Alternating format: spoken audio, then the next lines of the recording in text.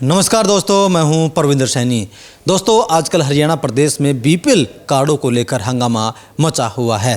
जिस तरीके से चुनाव से ठीक पहले बीपीएल कार्ड धारकों में एकाएक बढ़ोतरी हुई, लेकिन चुनाव खत्म होते ही लगातार अब इसमें कटौती हो रही है। विपक्ष इस बात को लेकर अब मुद्दा बना रहा है कि सरकार के पास ऐसी कौन सी जादू की छड़ी है जो घुमाते ही अब जो गरीब परिवार हैं वो अमीर होने लगे हैं। और इसी विषय पर चर्चा करने के लिए हमारे साथ राजकुमार सैनी हमारे साथ मौजूद हैं। सैनी साहब, आपका कार्यक्रम में स्वागत है। सबसे पहले तो भाई परविंदर जी, आपके चैनल के माध्यम से मैं सभी श्रोताओं को नमस्कार करना चाहता हूं। सभी को नमस्कार। आप जो अभी बता रहे हैं कि एकाएक बढ़ने लगे, इलेक्शन से पहले बढ़ाए गए, ये राजनीतिक स्टंट होते हैं सरकारों के, कोई भी सरकार हो। और जब वोट डल जाते हैं, गवर्नमेंट बन जाती है, उसके बाद आप जो बता रहे हैं कि अभी हम भी सुन रहे हैं, पेपर में भी आ रहा है कि कार्ड कट रहे हैं बीपीएल के, और भी विपक्ष जो है मुद्दा बना रहा है। सबसे पहले तो मैं ये कहना चाहूँगा कि ये जो बीपीएल कार्ड बनाए गए, इसका एक क्राइटेरिया होता है, सरकार के पास है। पहली बात तो उस क्राइटेरिया से बाहर जाकर सरकार ने वो बनने दिए कार्ड बीपीएल, अधिकारियों के माध्यम से बने और सिफारिशियों के बने जो उस क्राइटेरिया को क्रॉस कर रहे थे। अब उस क्राइटेरिया को मिलाने के लिए अगर सही मायने में हरियाणा, पंजाब, जो हमारे दिल्ली एनसीआर क्षेत्र के जितने भी ये स्टेट हैं, जो संपन्न स्टेटें हैं, इनमें इतने गरीब नहीं हैं जितने उधर के जो हमारे स्टेट हैं, छत्तीसगढ़ हैं, उड़ीसा हैं, जितनी भूखमरी उधर पूर्वोत्तर में है, उसकी अपेक्षा ये संपन्न स्टेट हैं। और यहाँ पर जो बीपीएल कार्ड हैं धारक जो बने हुए हैं, अगर इनको सही मायने में अगर एक्चुअल क्राइटेरिया के हिसाब से चलेंगे तो शायद 1/4 भी ना बचे। मेरा अपना मानना है। मैं किसी सरकार की पक्ष की या विपक्ष की बात नहीं करता, मैं तो जो लीगल बात है वो बता रहा हूँ, और ये सच्चाई भी है। अब सरकार क्या है, अब अभी ये भी आया है पेपर में, अखबार में आ गया निकल के कि भाई जो ऑयल है, सरसों का तेल है, उसके भी रेट सरकार ने बढ़ा दिए हैं। राजकुमार जी, अगर हम चुनाव से पहले देखते हैं तो तकरीबन 25 लाख के आसपास हरियाणा प्रदेश में बीपीएल परिवार थे। उसके बाद इनमें बढ़ोतरी होती है, तकरीबन 52 लाख से अधिक बीपीएल परिवार हो जाते हैं, और अब तकरीबन 6-7 महीनों के अंदर अब तकरीबन 47 लाख के आसपास बचे हैं। तकरीबन 6 लाख के आसपास काट दिए गए हैं।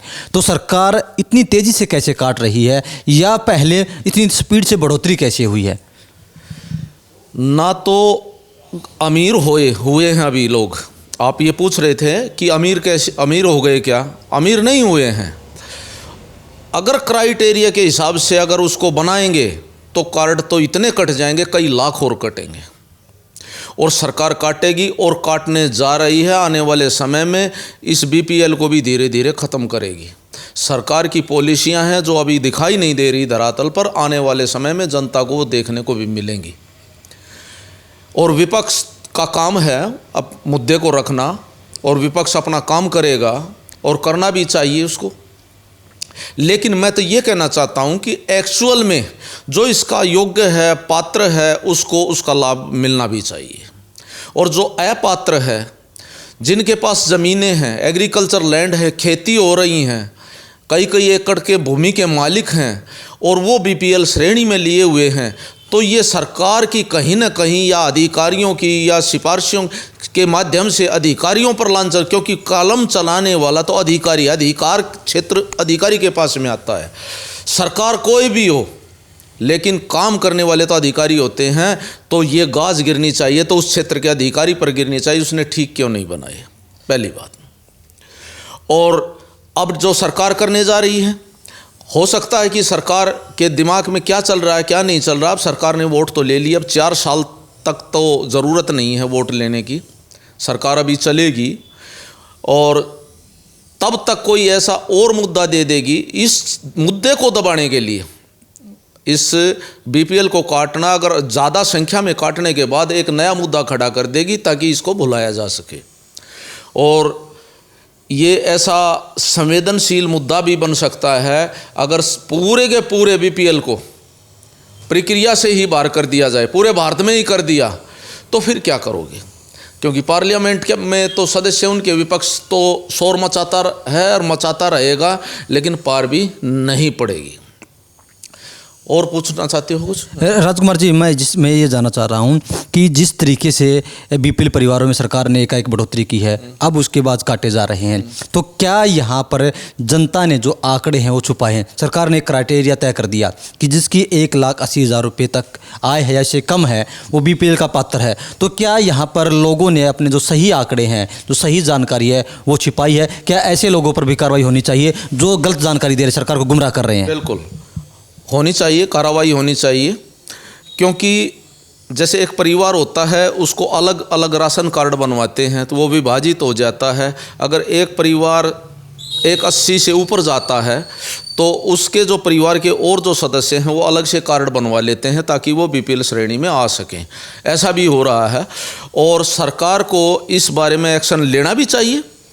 जो गलती से बने या जानबूझकर बनवाए गए, उसमें उनको दोषियों को सज़ा होनी चाहिए। और जो पीछे तक दिया है उसका मैं तो ये कहता हूँ कि सरकार को सूद समेत वापस लेना चाहिए। किस लिए डील है, क्यों छोड़ रहे हैं? अगर ऐसे ही चलता रहा तो फिर ये भ्रष्टाचार को बढ़ावा देना है। आगे आने वाली और भी कोई सरकार की योजनाएं हैं, उनका भी अनावश्यक लाभ उठाएंगे लोग। अपात्र लोग जो है, योग्य नहीं हैं, वो लोग लाभ उठा ले जाएंगे। ऐसा होता आया है अतीत की सरकारों में, हमने ऐसा भी देखा है कि योग्य पात्र न होते हुए भी और वो सरकार की ताकत से, सिफारिश की ताकत से लाभ उठाया है लोगों ने। तो हम चाहते हैं कि सरकार गाइडलाइन जारी करे, चंडीगढ़ से सीएम अपने मुंह से और आदेश पारित कराए वहाँ से चीफ सेक्रेटरी से कि प्रत्येक डीसी को आदेश आए कि जितने भी परिवार बीपीएल परिवार हैं सबका पुनर्निरीक्षण हो और घर घर जाकर उनकी वास्तविकता का पता लगाया जा सके और फिर बीपीएल की श्रेणी में रखा जा सके। आपने सुना होगा दीपेंद्र हुड्डा ने कहा, साफ तौर से कहा कि एक बड़ा जो धांधली, एक बड़ा जो घोटाला है बीपीएल परिवारों में हो रहा है। सरकार अब जो लोग वाकई में गरीब हैं उनके बीपीएल कार्ड कट रहे हैं, जो अमीर हैं उनके बीपीएल कार्ड नहीं कट रहे। इनेलो पार्टी भी यही कह रही है कि यहाँ पर एक बड़ी चूक जो सरकार कर रही है और जेजेपी भी यही सवाल उठा रही है। तो क्या जो तीनों पार्टियाँ हैं, क्या अब वो इस मुद्दे को भुनाने में जुट गई हैं? देखो, तीनों विपक्ष में हैं, अपनी बात तो रखेंगे विपक्ष वाले, लेकिन सरकार को क्या करना है ये सरकार की मंशा पर सवाल या निशान है। सरकार किस ढंग से चल रही है, इस बीपीएल के रास्ते पर सरकार क्या एक्शन लेगी, ये तो सरकार को तय करना है। अगर विपक्ष में दम है, अगर विपक्ष में दम है, इस मुद्दे में दम है, तो सरकार को झुकना पड़ेगा। और विपक्ष अगर इस बात को मजबूती से नहीं उठाता है तो ये धांधलेबाजी चलती रहेगी। हमने पिछले दिनों देखा था कि एक बड़े गिरोह का जो है सरकार ने पर्दाफाश किया था। वो गिरोह पैसे लेता था और लोगों की फैमिली आईडी में इनकम जो कम कर रहा था। कई लोगों की इस मामले में गिरफ्तारियां भी हुई थी। तो क्या ऐसे गिरोह काफ़ी सक्रिय हैं? क्या सरकार को जो ऐसे गिरोह चल रहे हैं प्रदेश के अंदर उनका पर्दाफाश करना चाहिए ताकि जो बीपीएल परिवार में जो बढ़ोतरी हो रही है उसमें गिरावट आए? 22 के 22 जिले, सभी डिस्ट्रिक्ट हेडक्वार्टर पर डिप्टी कमिश्नर बैठे हुए हैं और डिप्टी कमिश्नरों को आगे से आदेश आए और डिप्टी कमिश्नर निर्देश यहाँ पर दे, नीचे जो भी खाद्य विभाग निगम के तहत ये फूड एंड सप्लाई के तहत जो बीपीएल कार्ड जो बनते हैं इनको आदेश करें, उनकी वास्तविकता का पता लगाएं, एक्चुअल में कौन गरीब है, किसका बीपीएल रहना चाहिए और किसका कट जाना चाहिए। उनको बल्कि बाकायदा नोटिस जारी हो और उनसे अगर उन्होंने गलत तरीके से सरकार के बीपीएल का लाभ उठाया है तो उन पर दंडात्मक कार्रवाई होनी चाहिए, उन पर भी और अधिकारियों पर भी साथ में जिन्होंने उनका बीपीएल बनाया है।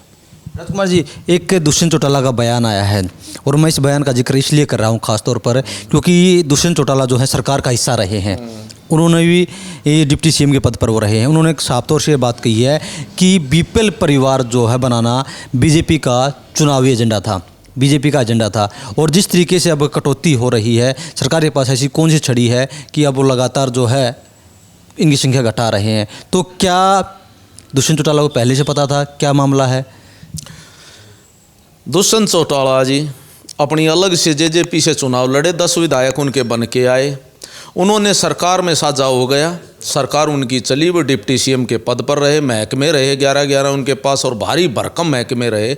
मैं ये पूछना चाहता हूँ अगर दुष्यंत चौटाला जी से आज, अगर दुष्यंत चौटाला जी ने जब सरकार में साझी थे, सरकार में उनके साथ थे, उस समय ये मुद्दा क्यों नहीं उठाया? आज सरकार से अलग हैं तो मुद्दा उठा रहे हैं, आज वो बौखला रहे हैं, क्योंकि उनको भी ये पता लग गया है।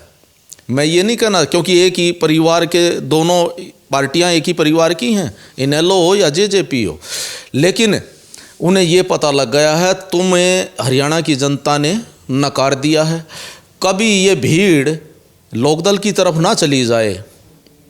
तो इस बात से वो चिंतित हैं और इस बात को रोकने के लिए वो तरह तरह की अब ये बातें चला रहे हैं, ये प्रोपेगेंडा फैला रहे हैं। लेकिन अगर उन्होंने सच्चाई से, अगर वो सच में ईमानदार थे तो उन्हें सरकार में रहते रहते ये बात उठा देनी चाहिए थी। उस समय कहाँ सो रहे थे इस बात के लिए? जब ये कह रहे हैं कि उन्होंने ये जो बीपीएल बनाए हैं ये चुनावी एजेंडे के लिए बनाए थे, उस समय कहाँ सो रहे थे? तो उसी समय ये बात उठा देनी चाहिए थी लोगों के सामने, जनता के सामने, मीडिया के सामने, ताकि दूध और पानी अलग अलग हो जाए। उस दिन तो चुप्पी साध गए। तो चलिए दोस्तों, कहीं ना कहीं जो तस्वीर है वो पूरी तरीके से साफ होती हुई नज़र आ रही है। जिस तरीके से बीजेपी के समय चुनाव से ठीक पहले इनमें बढ़ोतरी हुई, लेकिन अब कटौती हो रही है, उसको लेकर विपक्ष अब इस मामले को पूरी तरीके से तूल दे रहा है। विपक्ष भी अब यहाँ पर अपनी रोटियाँ सेकने का काम कर रहा है। लेकिन अब सरकार क्या एक्शन लेगी, क्या वाकई में जो पात्र लोग हैं उनके बचेंगे, और जिन्होंने गलत तरीके से अपने कार्ड बनवाए हैं क्या उन सभी लोगों के कार्ड कटेंगे? अपने आप में एक ये बड़ा सवाल बना हुआ है। राजकुमार जी, हमसे बातचीत करने के लिए आपका बहुत बहुत धन्यवाद। Thank you ji.